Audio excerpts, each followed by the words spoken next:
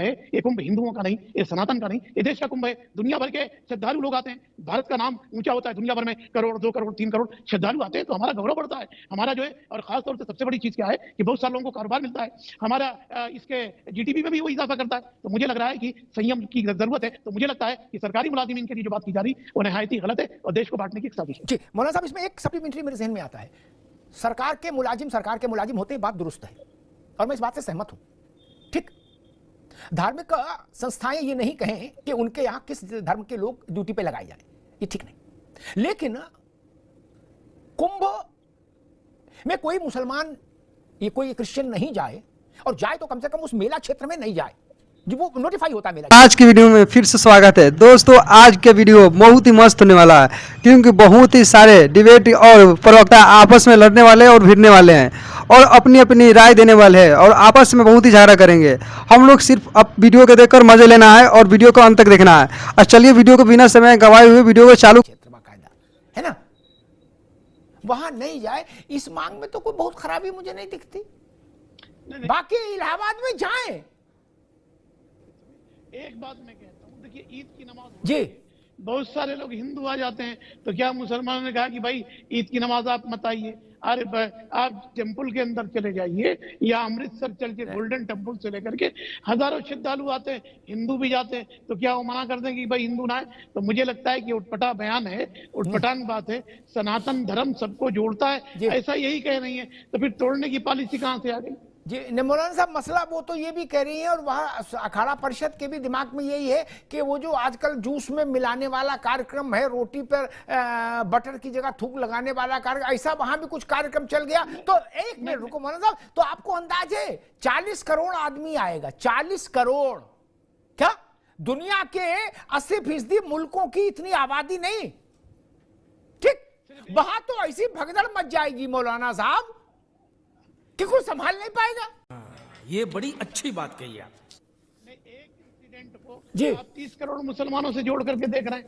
25 इस तरह से बहुत सारे हिंदुओं का भी मैं अगर आप वीडियो दिखाऊं कि वो पैर डाल करके खाना पका रहे हैं, फला फला गंदगी कर रहे हैं, तो क्या सारे हिंदुओं को लपेटा जाएगा? तो मुसलमानों के अच्छा, आप ठीक मौलाना साहब, आप ये चाह रहे हैं कि उसमें मुस्लिमों की एंट्री भी खुली रहे? मुस्लिम लोग जाना चाहते हैं कुंभ, उनकी आस्था बन रही है। भाई बहुत सारे कारोबार करने भी आते हैं। नहीं, तो नहाना चाहते हैं, कारोबार नहीं, नहाना चाहते हैं, वहां कुंभ में डुबकी लगाना चाहते हैं संगम में, उनकी आस्था सनातन में आ रही है।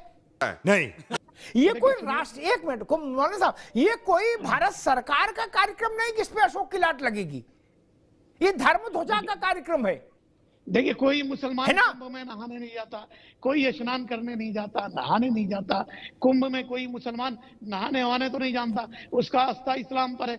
मेरे कहने का क्या मतलब है कि इस तरह से डिवीजन करने की बात क्यों की जा रही? वैसे भी मुसलमान नहीं जाते, कौन जाएगा आपके कुंभ में जाकर के स्नान करेगा, पूजा करेगा? जब आपको जाना नहीं, उनको बुलाना नहीं, तो ये बात तय हो जाएगी भाई नहीं कोई आएगा। क्या समस्या है? या तो आप ये कहो कि नहीं हमको जाना है, तो बात तो आगे बढ़े। जब जाना नहीं, उनको बुलाना नहीं, अलग अलग रहो, शांति तो रहे कम से कम। बात तो सही है। मौलाना साहब, इसमें इतना ज्यादा सेंटी होने की भी क्या जरूरत किसी को? मक्का और मदीना में भी गैर इस्लामिक व्यक्ति नहीं जाता है ना? तिरुपति देवस्थान जिसकी चर्चा हमारे मित्र कर रहे थे मुन्ना खान साहब, वहां भी कोई गैर सनातनी नहीं जाएगा, और अगर गैर सनातनी जाएगा तो उसको एक शपथ पत्र साइन करना होता है मौलाना साहब कि हमारी आस्था बालाजी महाराज में है, सनातन में है, दस्तखत करने होंगे। क्या सोनिया गांधी ने किया है साइन, इंदिरा गांधी ने किया है,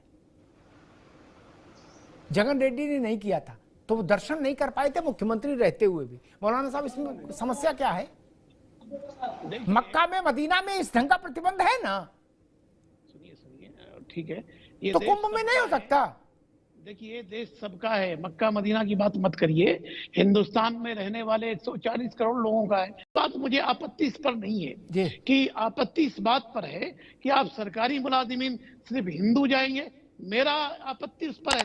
कैसे हिंदू जाएंगे? क्या हिंदू राष्ट्र है क्या? ये तो सबका है, 140 करोड़ लोगों का राष्ट्र है। क्या संविधान में ऐसा कोई है क्या? ये चीख चीख करके चिल्ला चिल्ला करके बोल रहे थे कि हम आने नहीं देंगे। तो रामनवमी का जब जुलूस निकल रहा था तो कुछ मुसलमानों ने कहा कि हमारे एरिया से नहीं आना चाहिए। तो जब भी मीडिया ने कहा कि तुम्हारा एरिया है क्या, ये मेरा एरिया, मेरा एरिया है क्या? भारत की एक एक इंच, भारत की भूमि सारे भारतीयों की है। तो आप कैसे कह देंगे कि इस एरिया में मत आइए, उस एरिया में नहीं आइए? अरे मक्का मदीना छोड़िए, वो इस्लामी कंट्री है। दुबई के अंदर तो एक टेम्पल भी बना दिया गया, लोग दुबई के अंदर नहीं जा रहे हैं क्या?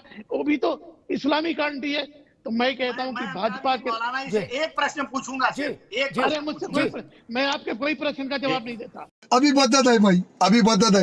देश में ऐसे तमाम मंदिर है जो भारतीय जनता पार्टी ने नहीं प्रतिबंध लगाया है, उस मंदिर के ट्रस्ट ने प्रतिबंध लगाया है। चाहे वो सोमनाथ का मंदिर हो, चाहे कांचीपुरम का कामाक्षी मंदिर हो, चाहे जगन्नाथपुरी का मंदिर हो, वहां पे गैर हिंदुओं का प्रवेश वर्जित है। ये आप समझ जाइए। आपको इस देश में रहने दिया जा रहा है, इसका ये मतलब नहीं कि आप हमारे धर्म के कार्य में, हमारे मंदिरों में जाकर के अपवित्रता फैलाए। ये अधिकार किसने दे दिया आपको? आप बताइए, ये अधिकार दिया है क्या? नहीं दिया आपको। एक मिनट रत्नाकर जी उनकी बात सुनिए जी। अभी मौलाना साहब के पास रत्नाकर जी आपने प्रश्न पूछा, मौलाना साहब का उत्तर सुन लीजिए। मौलाना साहब देखिए मंदिर में आप किसको आने देंगे नहीं आने देंगे, ये ट्रस्ट का अधिकार है। अभी एक खतरनाक बात बोल रहे हैं, क्या हम आपको रहने दे रहे हैं? ये किसका मुल्क है? अब मैं कहूं कि आपके बाप दादा का मुल्क है, मेरे बाप दादा का मुल्क नहीं। इस तरह की बदतमीजी करोगे तो हैदराबादी हम यूपी के नहीं उखाड़ फेंकेंगे। साले का खोपड़ी तोड़। बदतमीजी मत करो, बदतमीजी करोगे तो भुगतोगे तुम। याद रखो, हम रहने दे रहे हैं, तुम्हारे बाप का है, मेरे बाप का मुल्क नहीं है, तुम हमको रहने दो। अरे तुम हमको, अरे छोड़ो, अरे छोड़ो, उखाड़ फेंकेंगे, उखाड़ फेंकेंगे। हैदराबादी है हम, लट नहीं। अरे कोई नहीं भगाएगा। हाँ, अरे तुम भी जो चाहोगे नहीं होगा, तुम भी जो चाहोगे नहीं होगा। तो हिंदुओं का सम्मान करना पड़ेगा। अरे छोड़ो, तुम्हारा देश नहीं है। अंग्रेजों के तलवे चाटने वाले, अंग्रेजों के तलवे चाटने वाले, तुम हमको क्या बोलोगे? मुंबई में हल्ला मचाने के लिए लठ मार के और पिछवाड़े पे लात मार के भगा दिया गया। तुम्हारे पिछवाड़े पर लात जिस दिन पड़ेगी पता चलेगा। अंग्रेजों के तलवे चाटने वाले अंग्रेज। अरे तुम भी मिलो। कितने आए मौलाना और कितने मौलाना गए? तुम्हारे जैसे मौलाना कितने आए और कितने गए? भाग गए मुगलों की औलाद, चले गए यहाँ से। अगर तुमको देश में रहना है मौलाना, देश में रहना है तो हिंदुओं का सम्मान करना पड़ेगा, हिंदुओं के भावनाओं का ध्यान रखना पड़ेगा। सुनो, पाठ में अपवित्रता नहीं फैलानी होगी, पटरियों पे गैस सिलेंडर नहीं रखना होगा मौलाना। नहीं तो लात मार के भगाने में यहाँ पुलिस को देर नहीं लगती है। अगर कोई गलत काम करोगे, अगर यहाँ पे हिंसा फैलाने की कोशिश करोगे तो पिछवाड़े पे लात जरूर पड़ेगी। ये ध्यान रखना, ये भूलना मत।